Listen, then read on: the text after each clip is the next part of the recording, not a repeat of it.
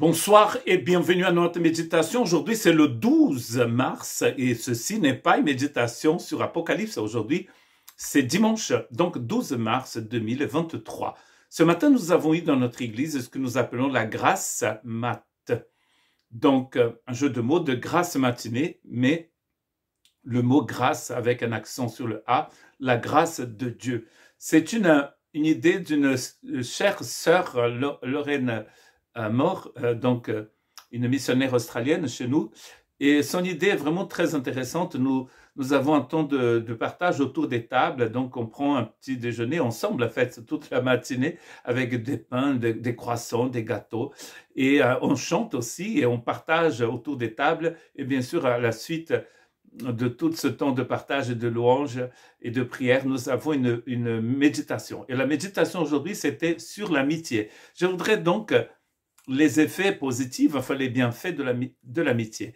Et je voudrais donc méditer avec vous sur ce sujet merveilleux en relisant les textes que nous avons donc utilisés pour notre méditation de ce matin. Le texte de base de cette méditation, c'est Romains chapitre 12 et verset 10. Par amour fraternel, soyez pleins d'affection les uns pour les autres et rivalisez d'estime réciproque. Très intéressant. Vous savez que dans la langue utilisée pour écrire le Nouveau Testament, le grec koiné, un genre de grec classique qui n'est plus vraiment utilisé, il me semble, il a plusieurs mots pour le mot amour. Et ici, on voit bien que le mot ici, c'est un mot qui vient de philéa et qui est en relation avec l'amour d'amis, amour fraternel, hein, ici traduit par amour fraternel. Il ne dit pas par amour de Dieu, agapé, qui a utilisé d'ailleurs un peu partout dans les épîtres de Paul et aussi dans les évangiles, mais il parle bien d'amour fraternel. L'amour agapé, c'est un amour que nous avons reçu de notre cœur par le Saint-Esprit. C'est écrit que l'Esprit de Dieu a déversé dans notre cœur l'amour de Dieu.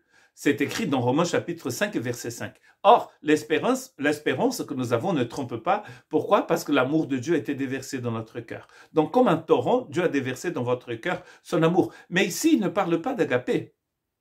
Il parle de l'amour que vous devez avoir, que nous devons avoir les uns pour les autres. Bien sûr que dans Romains 12, cet amour fraternel, c'est vraiment le résultat de la vie dans l'agapé de Dieu, dans l'amour de Dieu. Car avant d'arriver dans le chapitre 12, nous avons donc parcouru toute la Bible, tout le livre de Romains, où Paul a parlé de régénération, de la justification par la foi, de réconciliation, de sanctification et de propitiation.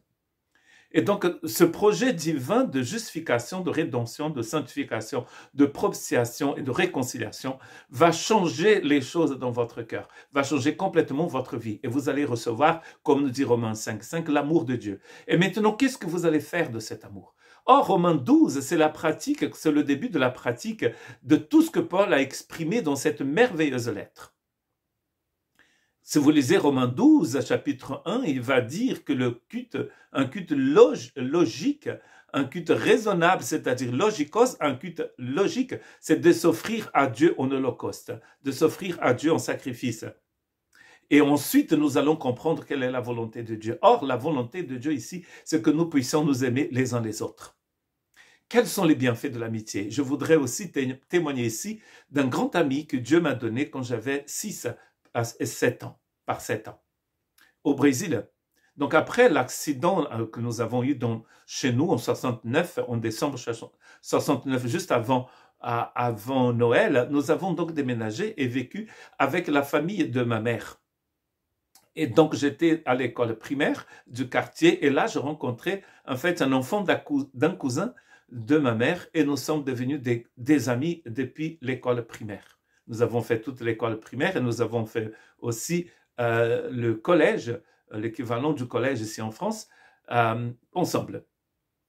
Et donc jusqu'à ce jour, nous sommes très proches, nous sommes des frères, vraiment des vrais amis.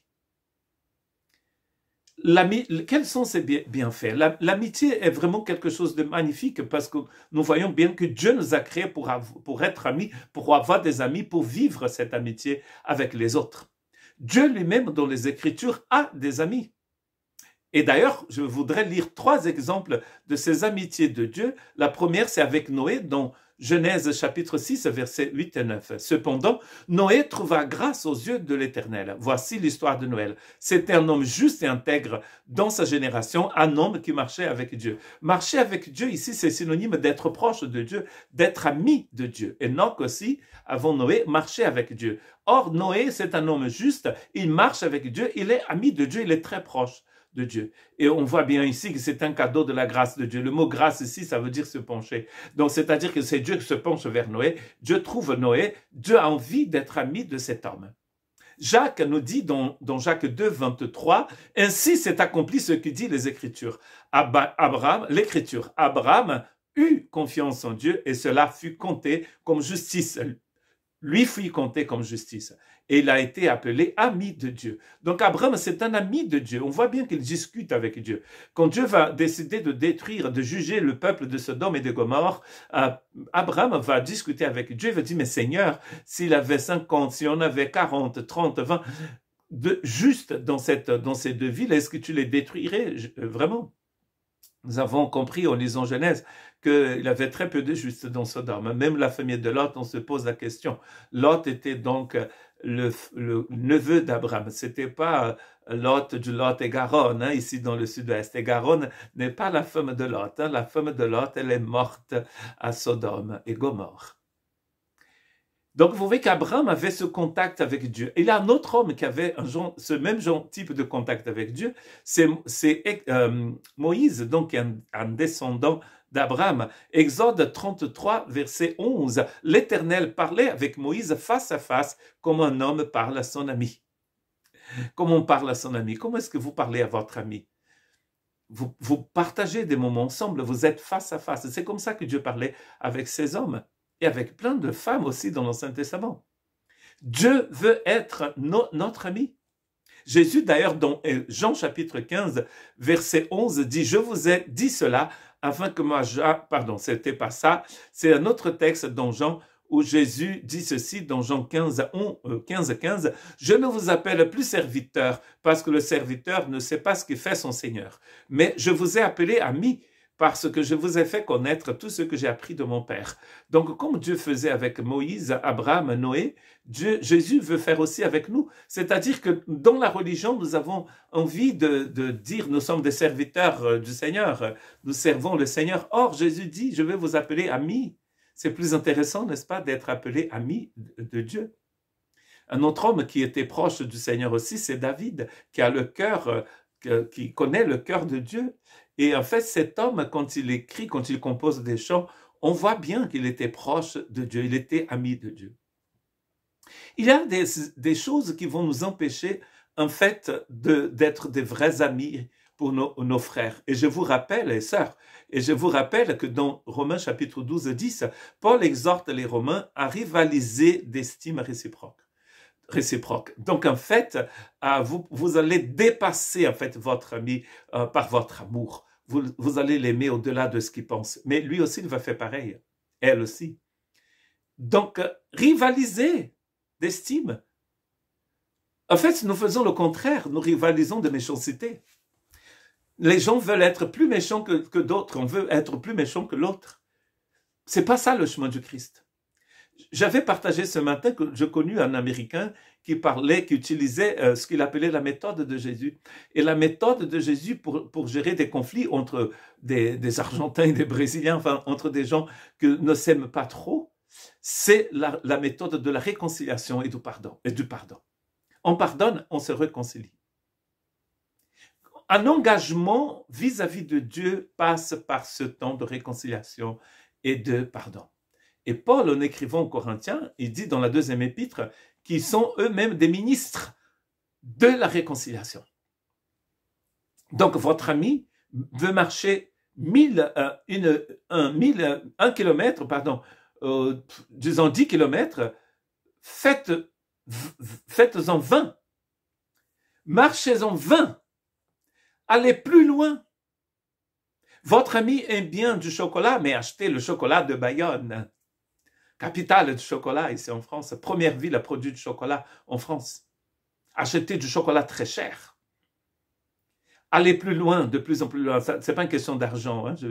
Mais en fait, aimez d'une façon encore plus grande qu'on attend de vous. On attend que vous aimiez 10%, mais allez plus loin. Soyez 100% avec vos amis. Aimez-les vraiment. Mais il y a cette exhortation qui se trouve dans Philippiens, où Paul va exhorter donc ces personnes dans l'église de Philippe qui étaient divisées. Et il va dire ceci: s'il y a donc de l'encouragement en Christ, s'il y a de la consolation dans l'amour de Dieu, s'il y a une communion de l'Esprit Saint, s'il y a de la tendresse et de la compassion, c'est très important dans la vie d'un ami, rendez ma joie parfaite, dit Paul, en vivant en plein accord et un même amour, un même cœur, une même pensée. C'est pas évident, hein? Une amitié parfaite, c'est ça, c'est de vivre en accord avec les gens, d'avoir un même amour, un même cœur, une unité de pensée. Peut-être la personne, votre ami supporte le Paris Saint-Germain et vous supportez l'équipe d'Allemagne qui vient de battre le Paris Saint-Germain en 8e de finale. Et attention, moi je n'aime pas trop le foot, je ne le suis pas trop, mais j'écoute la radio et j'ai entendu ça l'autre jour. C'est pas important tout ça. Tout ça, ça va rester ici, c'est que dalle. Peut-être vous aimez la musique classique, comme moi j'adore la musique classique. La plupart de mes amis n'aiment pas la musique classique. Ils détestent ça d'ailleurs. Mais je ne veux pas juger mes amis, et j'espère qu'ils ne vont pas me juger, parce qu'on n'a pas les mêmes goûts.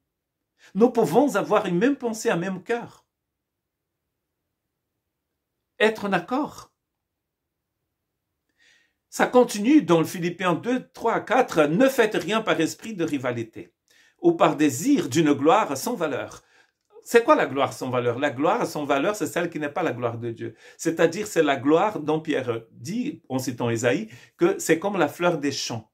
La fleur des champs en Palestine, hein, elle était magnifique le matin et l'après-midi, elle était morte. Hein. J'ai des fleurs dans mon jardin et là, c'est la fin de l'hiver et les primroses, les narcises, les tulipes commencent à sortir. D'ailleurs, les primroses sont déjà magnifiques et c'est très joli et ça va rester assez longtemps jusqu'à vraiment au milieu en fait, quelques temps après le début du printemps. Mais la fleur des champs dans certains pays, elle disparaît très vite. La gloire de l'homme, elle est comme ça. Ici, la vaine gloire, c'est la gloire de l'homme. Et il continue. Considérez les autres comme supérieurs à vous-même. Voilà, c'est magnifique ça. Considérez les autres supérieurs à vous-même.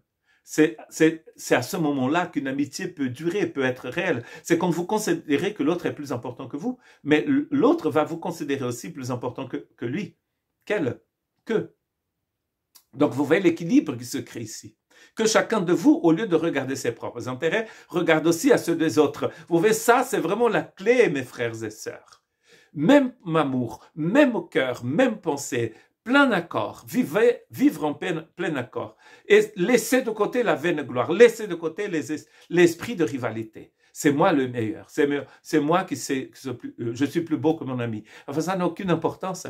La beauté vient du cœur, ici, vraiment. C'est pas la beauté physique. C'est vrai que nous considérons toujours que nos amis sont très beaux. Mais ici, c'est la beauté du cœur. Que chacun de vous, au lieu de regarder ses propres intérêts, regarde aussi à ceux des autres. Donc, en fait, vous voyez que Paul met ici la barre très haute. C'est Dieu qui fait ça. Mais attention, Dieu ne va jamais vous demander de faire 1000 kilomètres au chemin de Compostelle, un genre de chemin de Compostelle, sans vous donner des pieds, des jambes, de l'énergie pour pouvoir le faire. Donc, Dieu met la barre très haute parce que la barre dans le royaume de Dieu est toujours très haute. Elle est dans les lieux célestes, Éphésiens chapitre 2. Mais bien sûr qu'elle est haute. Mais Dieu nous donne aussi la condition. Attention, Romains chapitre 12, verset 10, il nous parle de quelque chose que nous pouvons faire. Ce n'est pas un parcours du combattant, une chose impossible. On peut faire, parce qu'avant Romains 12, il a 11 chapitres, en tout cas, il a jusqu'au chapitre 8, où Paul explique ce que Dieu fait. Avant de vous demander de faire, Dieu a déjà fait. Et finissons donc cette méditation avec ce que Paul nous dit dans Philippiens 2, dans la suite de la liste de choses à ne pas faire pour que votre amitié soit une amitié sincère, pour que ça fonctionne. Il dit ici que votre attitude soit identique à celle de Jésus-Christ. C'est lui l'exemple. Lui qui est de condition divine n'a pas regardé son égalité avec Dieu comme un butin à préserver. Et donc vous qui n'êtes pas de nature divine au départ, vous qui êtes une créature qui va, en fait, dont le corps, dont l'existence terrestre va disparaître, n'utilisez pas la gloire vaine que vous avez pour être divisé de votre frère, de votre sœur. Parce que le Christ, qui était en condition divine, il ne va pas utiliser ça comme un butin à préserver, quelque chose qu'il faut s'attacher à tout prix, à laquelle il faut s'attacher à tout prix. Mais il s'est dépouillé lui-même. Ça, c'est le chemin de Christ. Se dépouiller, enlever. Jésus va se dépouiller de quelque chose de magnifique. Il va reprendre tout ça après. Mais nous, on va laisser de côté le vieux homme, les œuvres de la chair, les choses qui ne sont pas bonnes. En prenant une condition de serviteur. Donc, serviteur, c'est très gentil. Il est devenu esclave, c'est écrit. En devenant semblable aux êtres humains, reconnu comme un simple homme, il s'est humilié lui-même en faisant preuve d'obéissance jusqu'à la mort, même à la mort sur la croix. Vous voyez, Dieu ne vous appelle pas à mourir sur la croix. Dieu vous a déjà tué. Romains chapitre 6, il vous a baptisé dans la croix du Christ. Vous êtes déjà mort en Christ. Donc, vivez en personne morte pour le monde, pour le diable, pour votre ego. Vivez comme une personne qui est vivante en Christ. Et là, vous pouvez vraiment, comme nous a dit Lorraine ce matin, combien de temps il faut pour avoir des vrais amis? Moi, je disais que quand on marche avec quelqu'un sur le chemin de Compostelle, du coup, je fais la pub pour notre marche du 16 au 21 avril 2023. Vous pouvez venir marcher avec nous au Pays Basque, espagnol, de Irún jusqu'à Bilbao. Quand on marche avec les gens, quand on passe du temps avec les gens, on apprend à les connaître et en fait, on peut avoir construit des amitiés très solides et très intéressantes. Si vous ne passez pas du temps avec votre ami, vous ne pouvez pas avoir des amitiés très intéressantes. N'oubliez pas Philippiens chapitre 2, versets 1 à 8. Ayez en vous les mêmes sentiments qu'étaient en Christ Jésus. Alors là, vous allez pouvoir vivre d'un même cœur. Que Dieu puisse nous bénir et avoir pitié de nous.